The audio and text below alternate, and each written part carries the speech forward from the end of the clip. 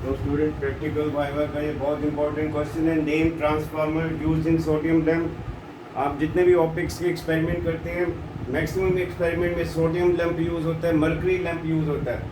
और ये क्वेश्चन अक्सर आता है, name transformer use in sodium lamp. Sodium lamp की वर्किंग आप पढ़िए किताब में से, मर्करी लैम्प की वर्किंग आप पढ़िए। Do read the working of sodium lamp and mercury lamp in book of practical physics.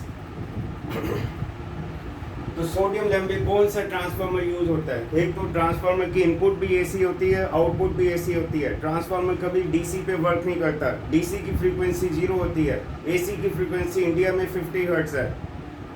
और transformer converts AC into suitable AC. Transformer का प्रिंसिपल म्यूचुअल इंडक्शन है। Changing current in one coil, changing current in primary coil induces EMF in secondary coil. This is working principle of transformer, mutual induction. Primary coil वो होती है जिस पे input देते हैं, secondary coil पे output लेते हैं। लेकिन इस वक्त सवाल है ट्रांसफार्मर का नाम कौन सा है? सोडियम लैम्प को स्टार्टिंग के वक्त, at the time of blasting, यानी ब्लास्ट टाइम के वक्त या स्टार्टिंग पे या बिगिनिंग वोल्टेज जो सोडियम लैम्प की है वो 440 वोल्ट होती है। सोडियम लैम्प को स्टार्ट करने के लिए 440 वोल्ट की जरूरत है। लेकिन सोडियम लैम्प वर्क कितनी वोल्ट पे करता है? 220 वोल्ट पे। तो ऐसे इसका और पीछे से सॉकेट से तो 220 वोल्ट आ रही है, इसको पहले 220 वोल्ट 440 वोल्ट बने, वो काम कौन करता है? Step up transformer. और फिर 440 वोल्ट 220 वोल्ट पे डाउन हो, वो काम कौन करेगा? Step down transformer. Step up transformer होता है जिसमें वोल्टेज स्टेप अप होती है, करंट स्टेप डाउन होता है। स्टेप डाउन ट्रांसफार्मर वो होता है जिसमें वोल्टेज स्टेप डाउन होती है, करंट स्टेप अप होता है, लेकिन पावर कांस्टेंट होती है। If I talk about ideal transformer. और लेकिन हमें यहाँ पे ना तो स्टेप अप ट्रांसफार्मर की बात करनी है या ना तो स्टेप डाउन ट्रांसफार्मर की बात करनी है। हमें ऐसा ट्रांसफार्मर चाहिए जो सब कुछ ऑटोमेटिक करे, और वो काम है ऑटो लीक ट्रांसफार्मर का। क्योंकि सोडियम लैम्प स्टार्ट तो 440 स्टार्ट करने के लिए 440 वोल्ट चाहिए, लेकिन वर्क वोल्ट जो करता है ये वो 220 वोल्ट पे करता है। 440 वोल्ट पे सोडियम लैम्प ऑन होता है, 220 वोल्ट पे सोडियम लैम्प जो है वर्क करता है। तो यही लिखा है स्टार्टिंग टाइम और at blasting 440 volt is required. और उसके बाद voltage should get down, voltage down होनी चाहिए, डिक्रीज हो जानी चाहिए। और सोडियम लैम्प में कभी भी ऑर्डिनरी ट्रांसफार्मर यूज नहीं करते हैं। सोडियम लैम्प में जो ट्रांसफार्मर यूज करते हैं ALT, जिसकी फुल फॉर्म है auto leak transformer. Leak word का मतलब ये कि अपने आप वो वोल्टेज लीक हो जाए, ड्रॉप हो जाए, कम हो जाए। सो इन सोडियम में स्टार्टिंग वोल्टेज हमेशा ज़्यादा होती है, लेकिन ऑपरेटिंग वोल्टेज, वर्किंग वोल्टेज कम होती है। तो एट द स्टार्ट हमें स्टेप अप चाहिए, लेकिन वर्किंग टाइम पे तो स्टेप डाउन चाहिए। ये कैसे काम होगा?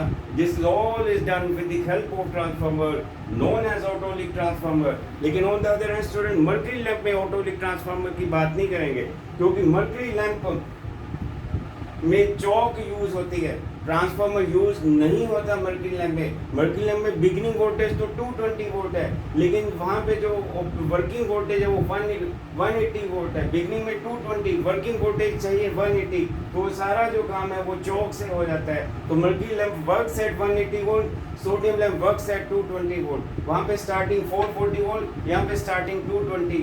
वहाँ पे ऑटोलिक ट्रांसफार्मर, यहाँ पे चौक का इस्तेमाल करते हैं। एक एक्सपेरिमेंट फाइनल में आता है to find wavelength of helium neon laser using Young double slit experiment. तो उसमें डबल स्लिट है, 2 स्लिट्स होती हैं, और हीलियम नियोन लेजर जो होती है वो हाईली मोनोक्रोमेटिक है, हाईली डायरेक्शनल है, हाईली इंटेंस है, हाईली कोहेरेंट है। और हीलियम नियोन लेजर कि जो ये लाइट है, ये एक सेटअप आप देखेंगे, हीलियम नियोन लेजर से एक लाइट आती है ऐसे in the form of dot. इधर हम स्क्रीन होती है, स्क्रीन के ऊपर हम ग्राफ पेपर पेस्ट करते हैं, डिस्टेंट स्क्रीन होती है, और ये स्लिट्स होती है, प्लेन ऑफ स्लिट और जो स्क्रीन के बीच का जो गैप है वो कैपिटल D है। और ये मैंने एग्जांपल समझाने के लिए टेबल बनाया है, distance between screen and slit is capital D and ये सीरियल नंबर बताया ना हमें। एक या तो आप दीवार पे एक्सपेरिमेंट करिए, दीवार जो है लैब की आपकी जो वॉल होगी वो स्क्रीन बनेगी, या फिर हम एक ऑपरेटर्स होता है सेक्सटेंट का, उसके स्टैंड पे हम ग्राफ पेपर पेस्ट करके एक्सपेरिमेंट करते हैं। तो सेक्सटेंट को डिफरेंट पोजीशन पे हम लैब में रख के वो कैपिटल D वेरी करते हैं, और हीलियम नियॉन लेजर की जो लाइट है ये ध्यान देना, incident light is normal, incident light is normal आप जानते हैं। और जब ये इंसिडेंट लाइट ऐसे जा रही है और स्क्रीन से हिट करके रिफ्लेक्ट करके जब वापस आएगी तो ये ध्यान देना डॉट फिर वापस सोर्स पे आना चाहिए, यानी dot of helium neon laser light का जो डॉट है, यानी उस reflected light helium neon laser की रिफ्लेक्टेड लाइट का जो डॉट है that should come back on source itself. ये कई बार बच्चे क्या करते हैं, डॉट इधर आ रहा होता है और वो वापस आ ही नहीं रहा होता है, इधर से डॉट ऐसे के वापस इधर आ रहा है, तो डॉट जहाँ से आया वहीं पे आना है, रीट्रेसिंग शुड बी देयर, जहाँ से लाइट का डॉट आएगा वही तो आपको सेटिंग करनी है। यही तो कमाल की बात है कि how will you do setting of this helium neon laser के सेपरेटर्स को कैसे सेट करें कि लाइट ऐसे है नॉर्मली और फिर वापस ये रीट्रेसिंग शुड बी देयर। और ये दो स्लिट होती है, दो स्लिट के बीच में हीलियम लेजर का जो लाइट का जो डॉट है वो आपको सिमेट्रिकल सेट करना है, जितना ये dot should be incident exactly in mid of the two slit, दो स्लिट के बीच में डॉट एग्जैक्टली होना चाहिए, यानी मोर सिमेट्रिकल होना चाहिए डॉट एग्जैक्टली इन दो स्लिट के बीच में। जितना ये dot helium neon laser light के दो स्लिट के बीच में सिमेट्रिकल होगा उतना हमें good fringe pattern, good interference pattern, sustainable permanent interference pattern हमें स्क्रीन पे देखने को मिलेगा, हमें अच्छी फ्रिंजेस देखने को मिलेंगी। तो if dot is not symmetrical pattern तो आ जाएगा, लेकिन वो इंटरफेरेंस पैटर्न में फ्रिंजेस हमें गुड क्वालिटी की नहीं मिलेगी। तो in order to have good interference pattern, good visibility of the fringes, then dot should have placement symmetrically in between the two slits. और आप जानते हैं वाईडी एक्सप्रेसी में हम जानते हैं alternate dark and bright fringes हमें मिलती है, ब्राइट है डार्क, हर दो ब्राइट के बीच में डार्क, हर दो डार्क के बीच में ब्राइट, और distance between two consecutive bright fringes को बीटा बोलते हैं, ये distance between two consecutive dark fringes को बीटा बोलते हैं। और ये मैंने first dark, second dark, third dark, fourth dark लिया, और ये हमने ये बीटा आप देखिए दो कंसेक्टिव डार्क के बीच में क्या बीटा, ये 3 बीटा आ गया। एक बार हम ग्राफ पेपर पे यहाँ पे निशान लगा देंगे, ग्राफ पेपर के ऊपर ये फ्रिंजेस हम मार्क करेंगे, और एक बार हम ग्राफ पेपर के ऊपर यहाँ पे साइन लगा देंगे, इसके कोरस्पॉन्डिंग निशान लगा देंगे, इसके कोरस्पॉन्डिंग, उन दोनों मार्क के बीच में कितना वो डिस्टेंस है वो स्केल से मेजर कर लेंगे तो वो x आ जाएगा। सो 3 beta is x centimetre, beta xy 3 centimetre. जरूरी नहीं 3 बीटा है, वो तो मैंने जस्ट समझाने की, आप 4 बीटा भी हो सकता है, 5 बीटा भी, और डिफरेंट जो है स्टैंड को, सेक्सटेंट के स्टैंड को जिस पेपर आपने ग्राफ पेपर पेश किया अलग अलग डिस्टेंस पे रख के हम एक्सपेरिमेंट करेंगे, और फ्रिंजेस हम नोट करते रहेंगे बीटा कितना है, और विड्थ ऑफ 3 फ्रिंजेस इतना है तो बीटा ये आ जाएगा, और कैपिटल डी हमारे पास है, बीटा बाई कैपिटल डी आ जाएगा। और फार्मूला आप जानते हैं, बीटा का फार्मूला आप जानते हैं, what is formula beta is equal to lambda capital D by little d is distance between two consecutive slits या distance between two corresponding points of slits, और lambda wavelength of helium neon laser light, और capital D मैंने बता दिया था distance between screen and plane of slits, और lambda wavelength. तो ये है how to find the value of little d. तो ये दो स्लिट्स होती है, एक बार माइक्रोस्कोप को S2 पे फोकस करेंगे, माइक्रोस्कोप के रैम्सडन आईपीस के फील्ड ऑफ व्यू में हम देखेंगे स्लिट, और फिर हम रीडिंग लेंगे। एक बार ट्रैवलिंग माइक्रोस्कोप को S1 पे फोकस करेंगे, फिर रैम्सडन आईपीस के फील्ड ऑफ व्यू यानी में देखेंगे उस स्लिट, और दो यहाँ पे रीडिंग लेंगे, दोनों रीडिंग का जो डिफरेंस होगा that will be little D, and little D should be in centimetre, please ध्यान दें। और ट्रैवलिंग माइक्रोस्कोप के वर्नियर कौन से हम सब डिस्कस हो चुके थे, 0.001 सेंटीमीटर अगर नंबर ऑफ वर्नियर 50 है, 0.002 सेंटीमीटर अगर नंबर ऑफ वर्नियर 25 है। और हीलियम नियॉन लेजर की आउटपुट में 3 रेडिएशंस होती है, 3 आउटपुट में 3 लाइट होती है, जिनमें 2 इंफ्रारेड रीजन को बिलोंग करती है, एक विजिबल रीजन को बिलोंग करती है। जो विजिबल रीजन को बिलोंग करती है वो 6328 एंगस्ट्रॉम, जो इंफ्रारेड रीजन को बिलोंग करती है एक होती है 3.39 माइक्रोमीटर, जो इंफ्रारेड रीजन को बिलोंग करती है एक होती है 3.39 माइक्रोमीटर, और एक होती है 1.15 माइक्रोमीटर। प्लीज ध्यान दें 1 माइक्रोमीटर 10⁻⁶ मीटर, 1 एंगस्ट्रॉम 10⁻⁻10 मीटर।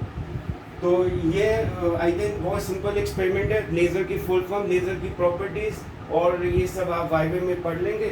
और आउटपुट में कौन सी हमें तो 6328 एंगस्ट्रॉम से मतलब जो हमें दिखाई देती है, क्योंकि इंफ्रारेड तो हमें दिखाई नहीं देगी। 3 जरूर रेडिएशन होती है लेकिन 2 दिखाई नहीं देती, 1 दिखाई देती है। जो दिखाई देती है डेट बी 6328 एंगस्ट्रॉम, और जो नहीं दिखाई देती वो भी बता दिया था 3.39 and 1.15 micrometre. So this is how we find wavelength of helium neon laser using experiment known as Young double slit experiment। बस इसमें बस सेटिंग यही है, डॉट की प्लेसमेंट स्लिट्स के बीच में सिमेट्रिकल होनी चाहिए और डॉट जो है रिट्रेस करना चाहिए, क्योंकि नॉर्मल इन वर्ड मैंने लिखा है, जहाँ पे भी लाइट इज नॉर्मली इंसिडेंट तो अपने पाथ को रिट्रेस करती है।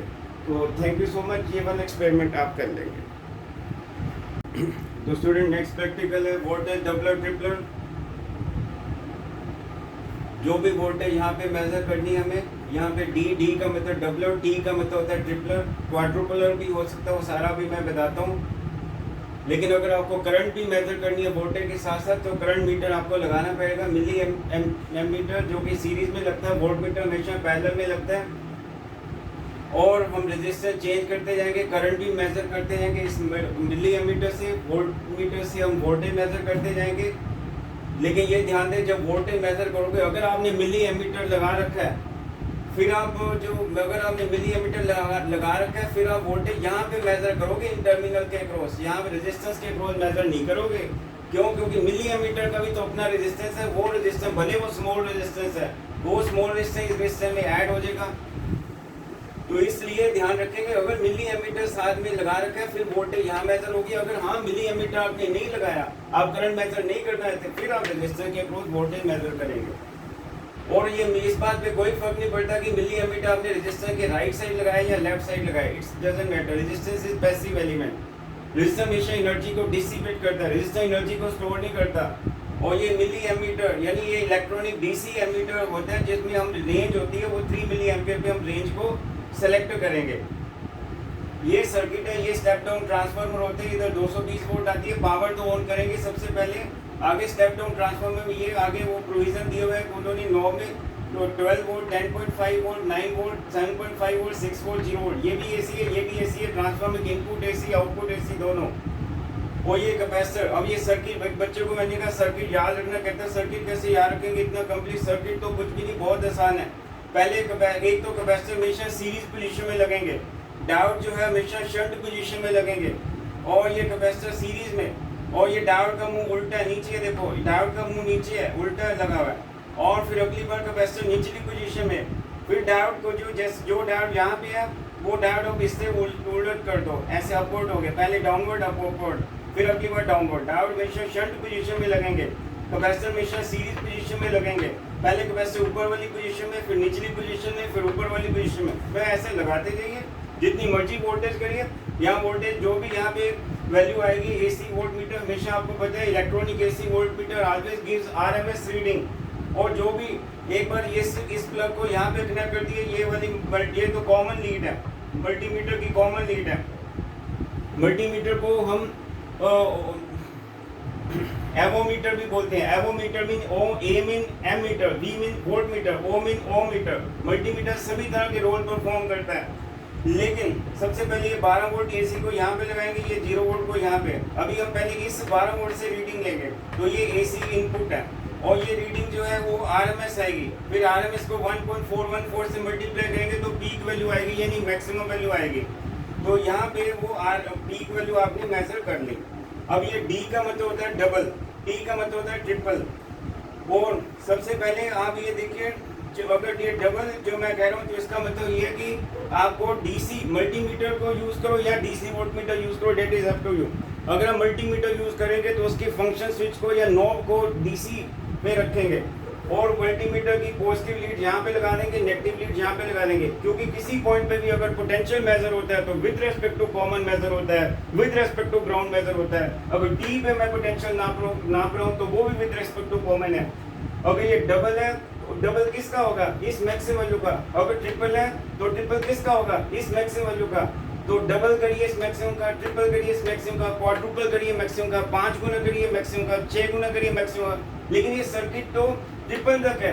अगर आप क्वाड्रुपल करना चाहते हैं, 4 गुना करना चाहते हैं वीएम का, तो आगे फिर ये सेक्शन बढ़ता जाएगा, कैपेसिटर डायोड लगाते जाएंगे जैसे ही। तो सबसे पहले ये इतना सर्किट बनाइए, पहले ये C1 D1 लगाइए, फिर C2 निचली पोजीशन में डायोड ऊपर कर उल्टा कर दो, फिर C3 ऊपरली पोजीशन में डायोड उल्टा कर दो, फिर C4 निचली पोजीशन में डायोड उल्टा कर दो, ऐसे। तो ये क्वाड्रुपल 4 गुना वोल्टेज करनी है, तो ये पार्ट आ जाएगा। तो यहाँ तक तो 3 गुना वोल्टेज है, यहाँ तक 2 गुना वोल्टेज है, यहाँ तक 2 गुना वोल्टेज है स्टूडेंट, यहाँ तक 2 गुना वोल्टेज है, 2 गुना डबल, यहाँ तक C3 यहाँ तक 3 गुना वोल्टेज है। तो इस तरीके से आप एलिमेंट्स बढ़ाते ये तो ये होगा। लेकिन हर सबसे पहले एक ही कैपेसिटर है जिसके क्रॉस वोल्टेज V(m) है, बाकी सभी कैपेसिटर के क्रॉस वोल्टेज 2Vm है। B it C2, B it C3, B it C4, इसके क्रॉस 2Vm, इसके क्रॉस 2Vm, इसके क्रॉस 2Vm, जो और तमाम जितने आगे कैपेसिटर लगेंगे सबके क्रॉस वोल्टेज 2V(m)। सिर्फ पहला कैपेसिटर होगा जिसके क्रॉस वोल्टेज V(m) होगा। और स्टूडेंट ये देखिए, ये जो है ये डायोड है D1, ये D2, ये D3, ये D4। और आप जानते हैं हम आइडियल डायोड की बात करते हैं। आइडियल डायोड का फॉरवर्ड बायस में रेजिस्टेंस 0 होता है, रिवर्स बायस में रेजिस्टेंस इन्फिनिटी होता है। आइडियल डायोड जब फॉरवर्ड बायस में जो होता है रेजिस्टेंस 0 होता है, वो शॉर्ट सर्किट बन जाएगा, वो वायर बन जाएगा, वो तार बन जाएगा। और आइडियल डायोड रिवर्स बायस में उसका रेजिस्टेंस इन्फिनिटी हो जाएगा, वो ओपन सर्किट, ब्रोकन सर्किट, टूटी हुई तार की तरह बिहेव करेगा। अब देखिए ये कैपेसिटर, ये देखो लेट, ये इधर तो AC इनपुट वोल्टेज है, late V(i) = Vn sin ωt। ये वाइवे में बहुत इंपॉर्टेंट क्वेश्चन पूछता है कि कैसे आपको पता चलता है वोल्टेज डबल कैसे होती है, वोल्टेज 3 गुना कैसे होती है। तो उसको मैं समझाने जा रहा हूँ। वाइवे का most important question double triple का। ये हमने AC इनपुट ले लिया इन पॉजिटिव हाफ साइकिल। अब ये AC है तो AC का ये साइनोसॉइडल AC, ये पॉजिटिव हाफ है, ये नेगेटिव हाफ है। और in positive half cycle of input, ये देखो मैंने यहाँ पॉजिटिव हाफ का ये मैंने V() ही लिख दिया।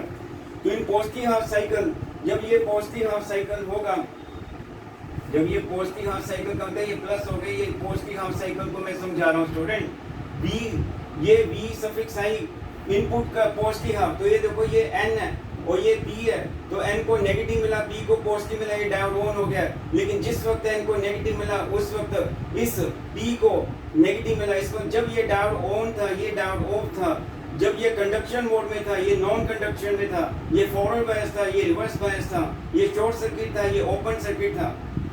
तो स्टूडेंट जो ओपन सर्किट वो ब्रोकन सर्किट, इसको तो शो करने की जरूरत ही नहीं। अब ये क्योंकि फॉरवर्ड बायस हो गया, ये ऑन हो गया, तो ये शॉर्ट सर्किट दिखा दिया। अब ये जो कैपेसिटर लगा हुआ है, इस कैपेसिटर की चार्जिंग किसके थ्रू होगी? इस डायोड के थ्रू होगी। उस डायोड के थ्रू कैपेसिटर की चार्जिंग होगी जो डायोड ऑन है। और चार्जिंग करने वाला कौन है? ये वोल्टेज सोर्स है जो चार्ज कर रहा है। यानी AC इनपुट का पॉजिटिव हाफ साइकिल में कैपेसिटर की चार्जिंग होती है through diode D1। So let V(C1) is charging voltage of capacitor C1। अब किरचॉफ वोल्टेज लगा दीजिए। किरचॉफ वोल्टेज क्या होता है? Algebraic sum of voltage cross close circuit 0, negative से पॉजिटिव गेन तो प्लस, पॉजिटिव से नेगेटिव लॉस तो माइनस इक्वल टू 0। तो V(C1) इज V(i) = V(m)। जब भी कैपेसिटर चार्ज होता है तो इनपुट वोल्टेज के मैक्सिमम वोल्टेज पे चार्ज होता है, पीक वैल्यू पे चार्ज होता है, उससे ज्यादा तो हो ही नहीं सकता। कैपेसिटर की कैपेसिटी होती है, अगर गागर ही 10 लीटर की है, अगर बोतल 10 लीटर की है तो 10 लीटर ही पानी आएगा, उससे ज्यादा नहीं। तो ये कैपेसिटर की जो इसके क्रॉस जो वोल्टेज है, ज्यादा से ज्यादा इसकी मैक्सिमम वैल्यू पे कैपेसिटर चार्ज होगा। उसके बाद नेगेटिव हाफ साइकिल आया, क्योंकि AC का मतलब ही है जिसकी डायरेक्शन पीरियोडिकली चेंज होती है, मैग्नीट्यूड कंटिन्यूअसली चेंज होता है। आधे साइकिल के बाद पोलैरिटी चेंज होगी। जो पोलैरिटी मैंने यहाँ दिखाई थी, अब नेगेटिव हाफ में पोलैरिटी रिवर्स हो गई, इन्वर्स हो गई। और कैपेसिटर एक बार जब चार्ज हो जाता है तो अपनी वोल्टेज को रिटेन करता है। वो कैपेसिटर हमेशा वोल्टेज को रिटेन करता है, लेजीनेस शो करता है, वो अपनी एकदम वोल्टेज चेंज नहीं करता। इंस्टेंटेनियस कैपेसिटर के क्रॉस वोल्टेज चेंज नहीं होती, भले ये पोलैरिटी चेंज हो गई, लेकिन कैपेसिटर अपनी वोल्टेज की पोलैरिटी को रिटेन करेगा और वो वोल्टेज मेंटेन रहेगी। अब जब ये नेगेटिव हाफ हुआ, जो पहले पॉजिटिव हाफ में डायोड ऑन था अब वो ऑफ हो गया, और जो पहले पॉजिटिव हाफ में ऑफ था, जो पॉजिटिव हाफ में D2 ऑफ था, अब वो नेगेटिव हाफ में ये जो है ये ऑन हो जाएगा। तो ये मैंने इसको आसान बनाने के लिए मैंने सर्किट को ऐसे ही बता दिया, जो ये वाली पोजीशन है उसको इधर कर दिया और ये वाली पोजीशन को इधर कर दिया, और ये ऑन हो गया क्योंकि शॉर्ट सर्किट हो गया, ताकि आपको मैं किरचॉफ लॉ समझा पाऊँ। तो एक सेल ये बन गया, एक कैपेसिटर भी सेल की तरह बिहेव करेगा। कैपेसिटर भी नेगेटिव हाफ एसी इनपुट में कैपेसिटर सेल की तरह बिहेव करेगा और उस सेल की तरह बिहेव करेगा जिसके cross voltage V suffix m है। पोलैरिटी मैंने दिखाई हुई है, पोलैरिटी का मतलब प्लस माइनस, ये इनपुट सिग्नल की पोलैरिटी, ये कैपेसिटर के क्रॉस वोल्टेज की पोलैरिटी। किरचॉफ वोल्टेज लॉ लगाइए, जब भी किरचॉफ वोल्टेज लॉ लगाते हैं तो लूप सेलेक्ट करते हैं, सबसे पहले select the loop. So positive synaptic loss और ये अननोन को हमेशा पॉजिटिव देते हैं, ये बॉटम लाइन नेगेटिव है, ये कॉमन है। और पॉजिटिव सिनेप्टिक द्वारा देखिए पॉजिटिव सिनेप्टिक लॉस हो गया। और तो उसके बाद ये जो वोल्टेज है V सफिक्स O, ये अननोन वोल्टेज है V सफिक्स O, यानी V सफिक्स C2 मुझे बताना है कि वोल्टेज क्रॉस कैपेसिटर कितनी हो जाएगी। तो V सफिक्स C2 की वैल्यू जो है that is 2V suffix M which is equal to V suffix O, यानी कैपेसिटर के क्रॉस जो वोल्टेज V सफिक्स C2 है वो जो है दैट इज गेटिंग डबल।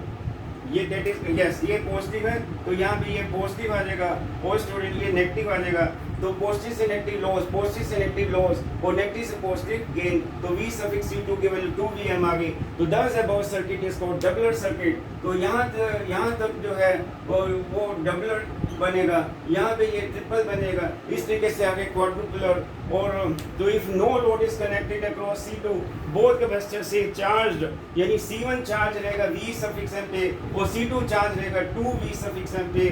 और फाइल आगे देखिए ये V सफिक्स M है, ये 2V सफिक्स M है। तो यहाँ से लेके यहाँ तक कितनी वोल्टेज होगी 3V सफिक्स M। आप वोल्टेज कैसे मेजर करेंगे, 3 गुना कैसे है। आप DC वोल्टमीटर या मल्टीमीटर के फंक्शन स्विच को DC पे रखें, मल्टीमीटर की पॉजिटिव लीड को यहाँ रखिए, मल्टीमीटर की कॉमन लीड को यहाँ पे रखिए, वोल्टेज मेजर करो, वोल्टेज 3 गुना आएगी। लेकिन 3 गुना किसका, उस मैक्सिमम वोल्टेज का। इसी प्रकार से डबल के लिए मल्टीमीटर की पॉजिटिव लीड को यहाँ लगाइए, मल्टीमीटर की नेगेटिव लीड को यहाँ पे लगाइए, वोल्टेज मेजर करिए, वो डबल आ जाएगा किसका, इस मैक्सिमम वोल्टेज का। तो रीडिंग डबल भी प्रूफ हो जाएगी, ट्रिपल भी प्रूफ हो जाएगी। सर्किट याद करना भी मैंने आपको समझा दिया। और फिर एक सेट ले लिया, फिर अगले सेट के लिए इस फंक्शन नॉब को चेंज करेंगे और 12 की जगह 10.5 पे रखेंगे। फिर वो आरएमएस रीडिंग दिखाएगा एसी मल्टीमीटर, फिर उसकी पीक निकालेंगे, फिर उसी के हिसाब से डबल ट्रिपल प्रूफ होता रहेगा। तो 3-4 सेट आप ले लेंगे। तो इस प्रकार से ये जो आगे मैंने लिखा है while if there is a, ये तो लिखा है no load is connected across C2 both capacitor से चार्ज, यानी C1 to Vm and C2 to Vm। while if there is a student, while if there is a load connected to the output, the voltage across capacitor C2 drops during positive half cycle, यानी input, and capacitor C2 is recharged up to 2 Vm during negative half cycle। तो इस तरीके से ये double triple हम prove करते हैं। Thank you so much.